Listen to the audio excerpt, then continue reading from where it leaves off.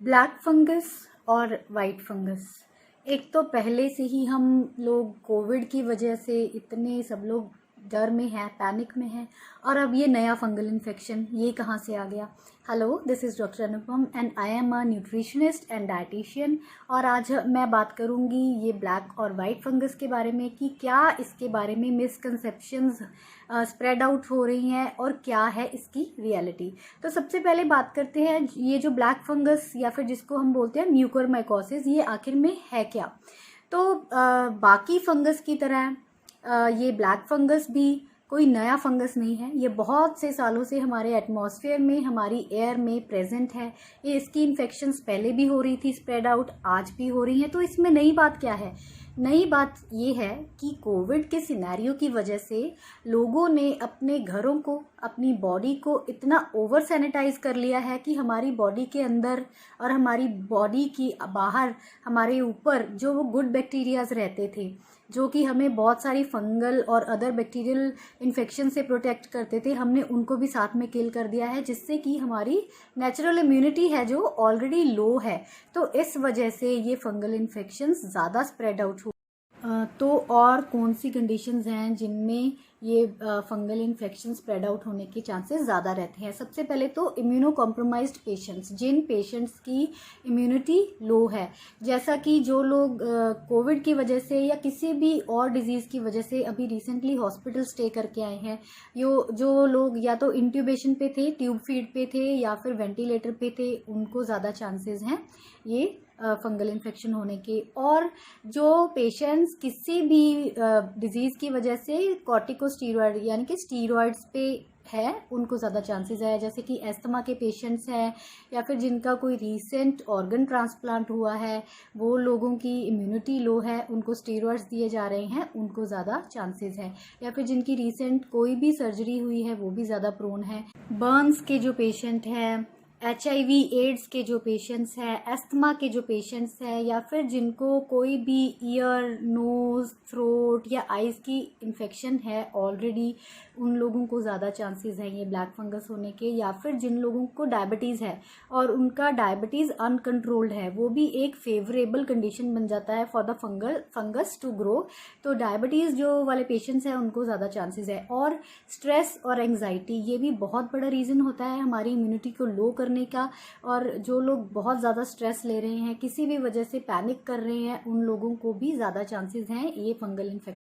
और जिन लोगों को गम्स या टीथ के रिलेटेड या ओरल कैविटी में इन्फेक्शंस हैं, जिनका ओरल हाइजीन अच्छा नहीं है, अपना ओरल हाइजीन जो लोग मेंटेन करके नहीं रखते हैं, उन लोगों को भी ज़्यादा चांसेस होते हैं कोई भी फंगस इन्फेक्शन के। तो ये फंगल इन्फेक्शन होती कहाँ से है? सबसे पहले तो ये फंगस एयर में प्रेजेंट है। तो एयर में भी ऐसी जगहों पे जहाँ पे बहुत ज़्यादा ह्यूमिडिटी है, बंद घरों में, बंद कमरों में, या बंद ड्रॉर्स में, हमारे स्टोर्स में जहाँ बहुत टाइम से फ्रेश एयर नहीं पास हुई है, वहाँ पे ज़्यादा प्रेजेंट है। या फिर कोई भी कचरा है, वहाँ पे ज़्यादा प्रेजेंट है। या फिर कोई भी कहीं पे भी कोई पुरानी वुड है, या फिर जो पत्ते होते हैं ट्रीज़ के, वो गिरे हुए हैं और सड़ रहे हैं, वहाँ पे ये ज़्यादा प्रेजेंट होती है। तो ऐसी जगहों से हमें थोड़ा दूर रहना चाहिए। और ये कौन कौन से रूट से हमारी स्किन, हमारी बॉडी में एंटर कर सकता है?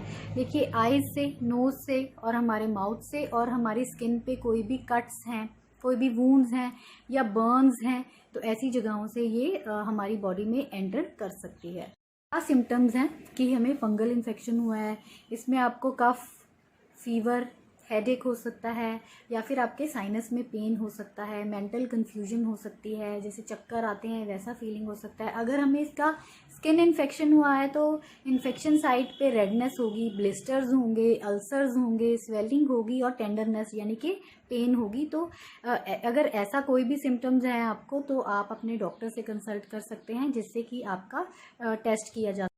तो अब बात करते हैं कि हम कैसे प्रिवेंट कर सकते हैं खुद को और अपने फैमिली को इस इन्फेक्शन से। तो सबसे पहले कि जो भी एंट्री के सोर्सेज हैं फंगस के, उनको हमें ब्लॉक करना है। आइज़, जब भी आप बाहर जाते हैं तो ग्लासेस या सन ग्लासेस आप पहन के रखिए, आइज़ को प्रोटेक्ट कीजिए। नोज़ और माउथ का है कि जब भी आप बाहर जा रहे हैं, गार्डन्स में जा रहे हैं, पार्क्स में जा रहे हैं, तो मास्क पहनना बिल्कुल ना भूलें और प्रॉपरली मास्क को पहनें।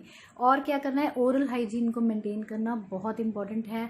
आपको गार्गल्स करने हैं, आपको अपना डेली 2 to 3 टाइम्स ब्रशिंग करना है, और अपनी जो भी अगर आपको गम और टीथ की इन्फेक्शंस हैं उनका ट्रीटमेंट ज़रूर लेना है। और स्किन से एक्सपोजर है हमारे कट से, वूंड से, बर्न से, तो हम जब भी बाहर जाते हैं तो हमें फुल कपड़े पहन के जाना चाहिए। हमारी आर्म्स और लेग्स को प्रॉपरली कवर करके हमें बाहर जाना चाहिए, जिससे कि एक्सपोजर के चांसेस ही कम हो जाए। और जो भी इम्यूनो कॉम्प्रोमाइज्ड पेशेंट्स हैं या फिर जो भी कॉर्टिकोस्टेरॉइड्स ड्रग्स पे हैं पेशेंट्स, उनको हमेशा अपने आप को मॉनिटर करना है, कोई भी साइंस के लिए लुक आफ्टर करना है और डॉक्टर से सलाह ज़रूर लेनी है। और सेल्फ मेडिकेशन प्लीज़ कभी भी मत कीजिए। किसी को भी अगर स्टीरॉइड्स लेने हैं तो डॉक्टर की कंसल्टेशन के बिना कभी भी स्टीरॉइड्स या कोई भी ड्रग्स बिल्कुल नहीं लेने चाहिए। और जिन लोगों को डायबिटीज़ है उनको अपना ब्लड शुगर लेवल हमेशा चेक रखना है, कंट्रोल रखना है। कभी भी डायबिटीज़ को अनकंट्रोल्ड होने नहीं देना है, because high sugar in your blood acts as a breeding ground for the fungus. तो बहुत सारी फंगल इन्फेक्शंस और बैक्टीरियल इन्फेक्शंस को इनवाइट करता है हमारा हाई ब्लड शुगर लेवल। तो अब बात करते हैं हमारी डाइट की। सबसे पहले तो हमें इम्यूनिटी बूस्टिंग के लिए डाइट लेनी है, उसका लिंक मैंने आपको नीचे कमेंट्स में दिया है, आप वहाँ से एक पूरी वीडियो देख सकते हैं कि कैसे अपनी डाइट से और लाइफस्टाइल से हम अपनी इम्यूनिटी को बूस्ट कर सकते हैं। और कुछ नेचुरल चीज़ें हैं जिनसे कि जिनमें एंटी फंगल प्रॉपर्टीज़ होती है। नेचर से हमें कुछ ऐसे प्लांट्स में कंपोनेंट्स मिले हैं जो कि हमें फंगल इन्फेक्शन से फाइट करने में हेल्प करते हैं। सबसे पहले तो कोकोनट या कोकोनट ऑयल। कोकोनट ऑयल में एक कंपाउंड होता है लॉरिक एसिड। लॉरिक एसिड जिसकी नेचुरल एंटी फंगल प्रॉपर्टीज़ हैं, वो फंगस को किल करने में हेल्पफुल है। तो कोकोनट ऑयल को आप एज अ माउथ वॉश या गागल्स करने के लिए भी यूज़ कर सकते हैं। कोकोनट ऑयल को अपनी डाइट में भी इंक्लूड कर सकते हैं, अपने सैलड्स में या फिर अपनी दाल सब्जी में डाल के भी आप ले सकते हैं।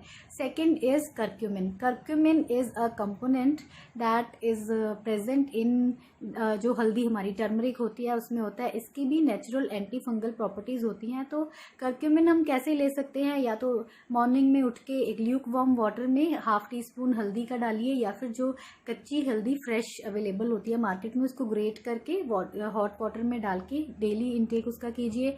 या फिर आप रात को सोने से पहले टर्मरिक मिल्क भी ले सकते हैं। तो ये नॉर्मल सब्जी में, दाल में भी हल्दी का अच्छा यूज़ कीजिए आप, जिससे कि हमें कर्क्यूमिन की नेचुरल एंटी फंगल जो प्रॉपर्टीज़ हैं उनका बेनिफिट मिल सके।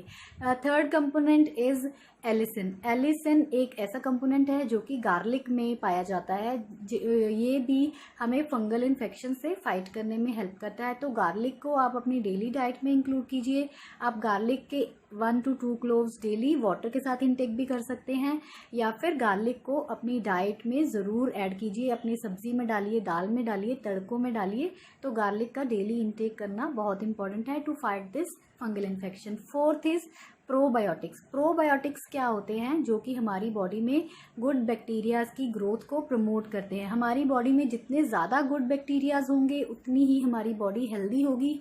हमारी बॉडी हमें बाकी की बैक्टीरियल, वायरल और फंगल इन्फेक्शन से फाइट करने में हमारी हेल्प करेगी। तो प्रोबायोटिक फूड्स कौन से होते हैं, जैसे कि कर्ड या योगर्ट, ये जो हमें अपनी डेली डाइट में इंक्लूड करना है। या फिर जो भी फर्मेंटेड फूड्स होते हैं, इडली है, डोसा है, या फिर फर्मेंटेड पिकल्स हैं, या फिर कैफिर है, ऐसी चीज़ों में प्रोबायोटिक बहुत रिच अमाउंट में पाए जाते हैं। तो इनको हमने अपनी डेली डाइट में ज़रूर इंक्लूड करना है। और हमें अपनी डाइट को लो शुगर और लो सॉल्ट रखना है। शुगर के, डायबिटीज़ के जो भी पेशेंट्स हैं उनको कंट्रोल करना है अपनी शुगर को with diet and your medicine. और जो भी बॉर्डरलाइन केसेस हैं उनको भी कंट्रोल रखना है अपनी शुगर लेवल्स को। तो हमें हमेशा diet rich less in sugar लेना है। हमें हाई फाइबर डाइट लेना है जिससे कि हमारी ब्लड शुगर लेवल कंट्रोल रहे। और रिफाइंड शुगर्स या एक्स्ट्रा शुगर्स या शुगरी ड्रिंक्स, सिरप्स, इनका बिल्कुल भी यूज़ नहीं करना है। तो द बेस लाइन इज़ कि हमें अपना शुगर लेवल मेंटेन करके रखना है। और सॉल्ट का भी हम मिनिमम यूज़ करेंगे, because over use of salt can lead to lower immunity and other health related problems. तो हम लोगों को पैनिक करने की या डरने की बिल्कुल भी ज़रूरत नहीं है। Please don't believe in the rumours, और र्यूमर्स को स्प्रेड भी मत कीजिए। ये कोई नया फंगस नहीं है, ये बहुत सालों से हमारे एटमॉस्फेयर में प्रेजेंट है। बात है कि बस इसको फाइट करना आना चाहिए। जैसे कि हम इतने सालों से, इतनी सदियों से, हज़ारों साल से फंगस से अपने नेचुरल इम्यून सिस्टम को बूस्ट करके, अपनी इम्यूनिटी को अप रख के फाइट करते आ रहे हैं, वैसे ही अब भी हमें इस फंगस से फाइट करना है। डरने की बिल्कुल बात नहीं है। बस आपको ध्यान देना है अपनी हाइजीन पे, हाइजीन को मेंटेन करके रखना है और अपनी इम्यूनिटी को बूस्ट करके रखना है और अपने आसपास सफाई रखनी है। बिल्कुल भी कहीं ह्यूमिडिटी वाला कोई भी माहौल क्रिएट नहीं होने देना है। बस ये छोटी छोटी बातें हैं, अगर इनका ध्यान आप रख लेंगे तो फंगल इन्फेक्शन से खुद को और अपनी फैमिली को सेफ रख पाएंगे। So stay safe, have a nice day, bye bye.